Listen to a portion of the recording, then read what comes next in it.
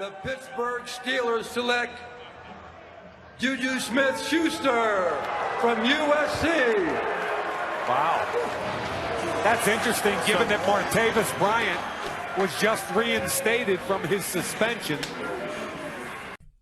Now, let me preface by stating, this isn't a Juju hate video. Last thing I need are Juju bees coming at me, but a little while ago, I had posted a poll on my channel about who is the most hated player in the NFL right now.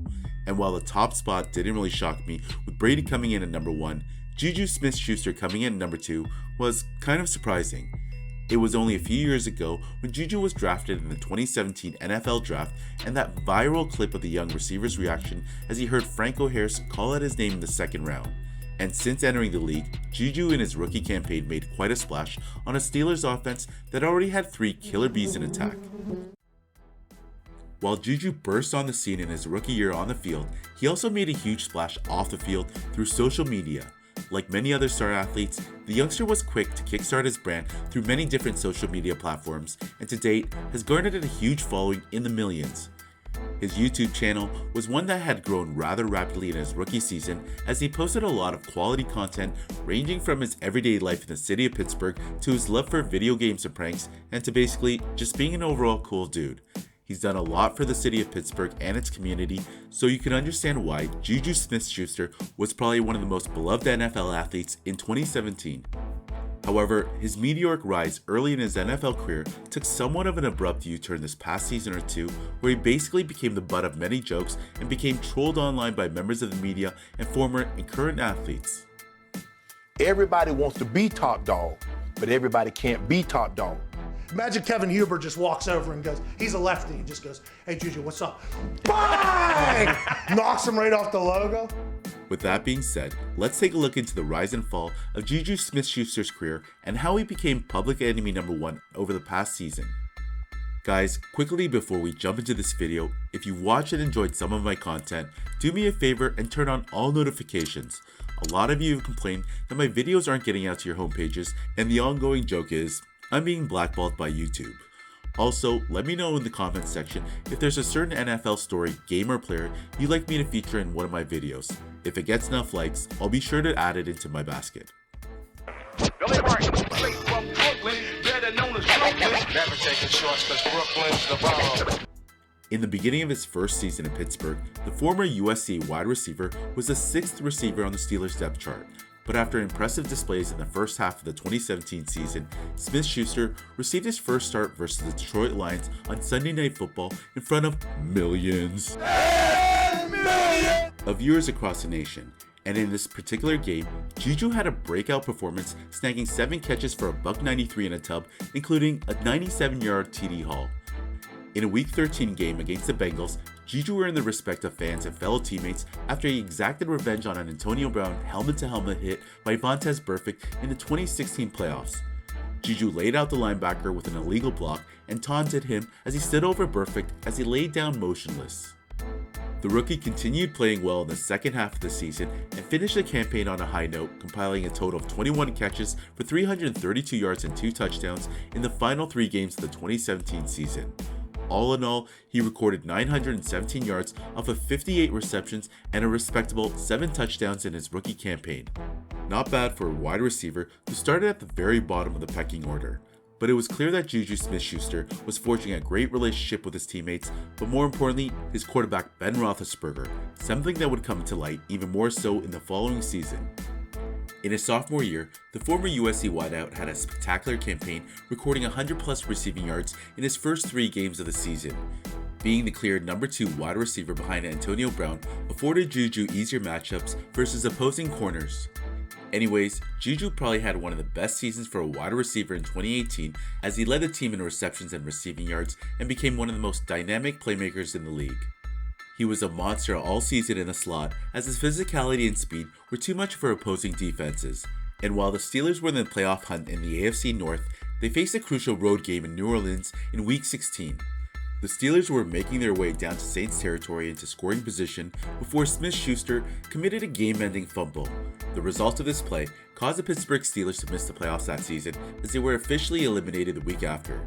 And just to preface, Juju took to social media following the game and apologized to Steeler fans and owned up to his mistake, which took a lot of courage and showed maturity in the young receiver. That being said, Juju was voted team MVP by teammates in 2018 and made his first ever Pro Bowl as an alternate. Now, at this point in his career, Juju was getting a lot of attention, particularly for his production on the field and his presence on social media. After the season, he began making the rounds in sports debate shows and even became an honorary member of the esports team FaZe Clan. So picture this, he's 21 years old playing for the Pittsburgh Steelers. What? He just came off a season where he was one of the top receivers in the league. What? He was voted team MVP. What? He's a young millionaire with a likable social media persona. What? And he has his whole future ahead of him. He was clearly on top of the world, as it just seemed as though he could do no wrong. You obviously had a breakout season, and your teammates in Pittsburgh voted you team MVP. Juju, there's an agreement at this desk that this is a #1 receiver, right? Regardless of whether or not he's playing with Antonio Brown. Correct? First time in a franchise to have over 100 catches, over 1,000 yards each, and they're both competing. Why can't you have two #1 receivers? I think, like you said, there's a 1-1 punch, and that's what we talked about. We never said we're a 1-2. It's always been a 1-1. Then came the Antonio Brown saga.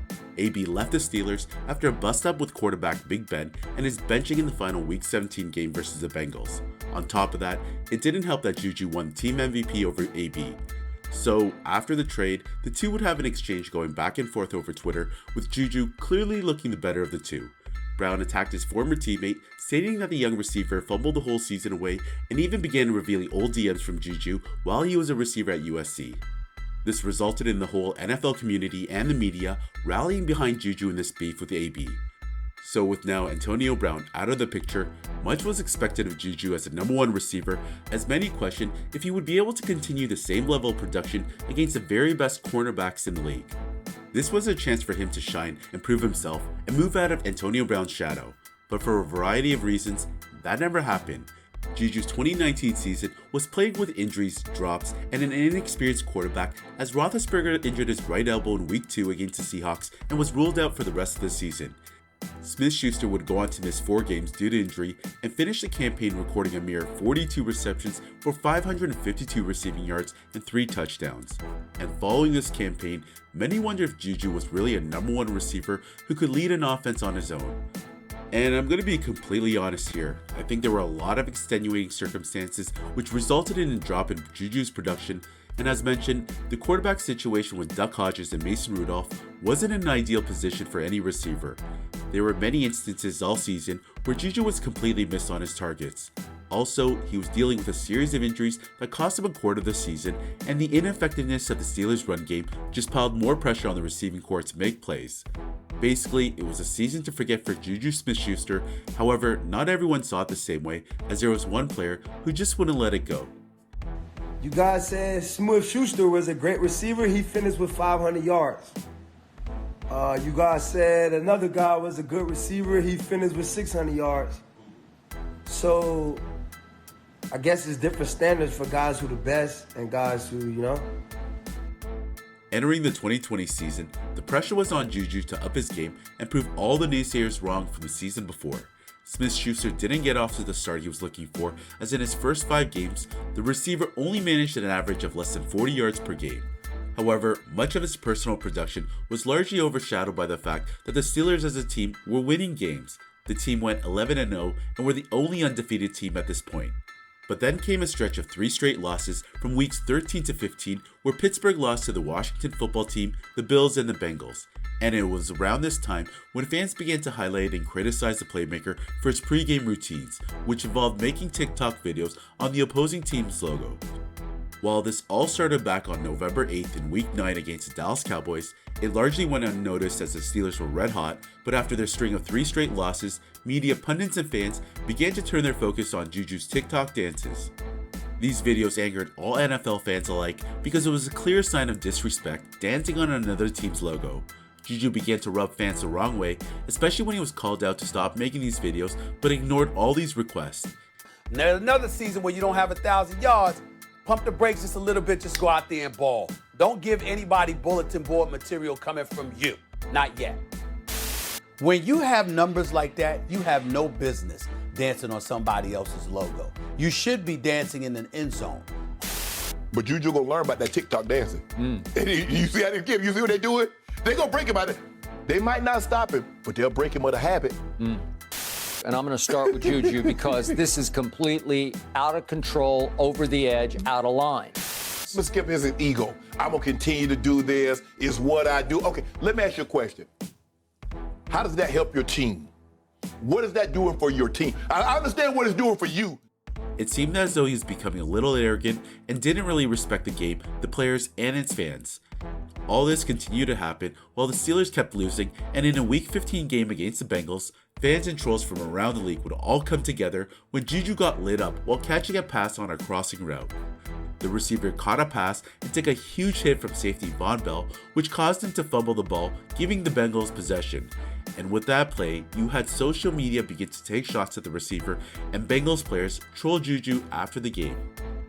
Days after this game, to the delight of Steeler Nation, it was announced that Smith-Schuster would no longer be continuing his pregame routine. Personally for me, I really didn't like these videos he was putting up. While in no way do they affect an outcome of a game, it just gives the media another reason to make a story about you, and they certainly did about this one. Anyways, the Steelers ended up splitting their last 2 games of the season to win the AFC division and hosted the Cleveland Browns in the wild card matchup.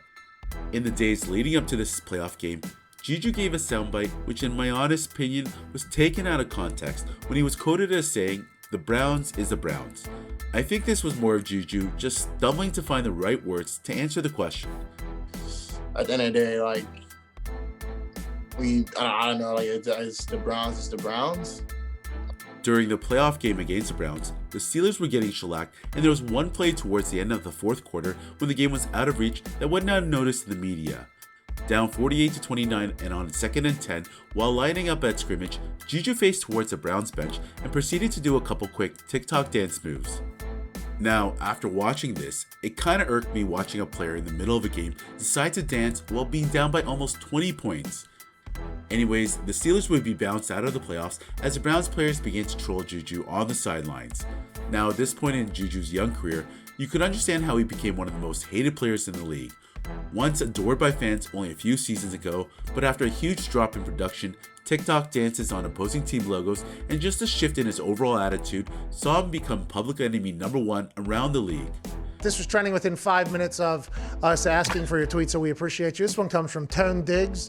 If someone on the Steelers sees Juju going to one fucking center logo, they should blindside bury him into the turf. Whoa. Diggs, that was your tweet that you sent in. Could have just said it on the show, but wanted to make sure it maybe got into this segment as well. Since Antonio Brown departed, over the last 2 years, Juju Smith-Schuster, 14 games last year, 12 games this year, that's 26 games. He has 1 game of over 100 yards. Now, Juju hadn't been the same receiver since AB left because AB got number 1 coverage. Yep. AB got roll coverage. They focus all their attention on Juju. Man, people don't mention Juju except TikTok videos and Instagram. Yep. While Juju ended up re-signing with Pittsburgh after becoming an unrestricted free agent, it was rumored he had better offers with the Chiefs and Ravens. But to be frank, I don't know how much truth there was to all these rumors, as only a few weeks before signing, Juju had already told teammates he wasn't coming back to Pittsburgh and began liking social media posts talking about his move away from the Steelers. In the end, during free agency speculation, much was facetiously discussed about how Juju wanted to move to a bigger market and expand his social media and branding business with the potential opportunity to move into a TikTok house. I would assume that even some Juju bees were betting in voting that he's probably not going to be in Pittsburgh next year. But they're going to come after you, Diggs. And you know that. You wanted that. You asked for that. Yeah. But I would assume he wouldn't mind getting back to Los Angeles as well. I don't know how much cap space there is. Who knows on the Juju watch? But I do know TikTok will be waiting with bated breath. Oh, yeah. There's a few TikTok houses that want to actually bring him in. So I don't even know if he's looking at NFL teams. The TikTok houses might be going to the Rams and say, hey, we'll actually pay for this. Yes. We'll split this 50-50. Down the middle. Trust me, us New Yorkers don't fuck around with that TikTok dancing shit. We don't need any more drama than we already got. So as all the rumors began to circulate about where Juju would land, many Steeler fans, including Diggs, weren't too happy with the young receiver. With that being said, I'm sure many fans have exonerated the receiver after re-signing with the team.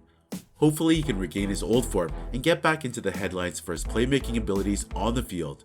He's still very young at the age of 24, so I don't think it's totally fair to completely condemn him for a couple mishaps, as long as he focuses more on his team rather than himself and his brand.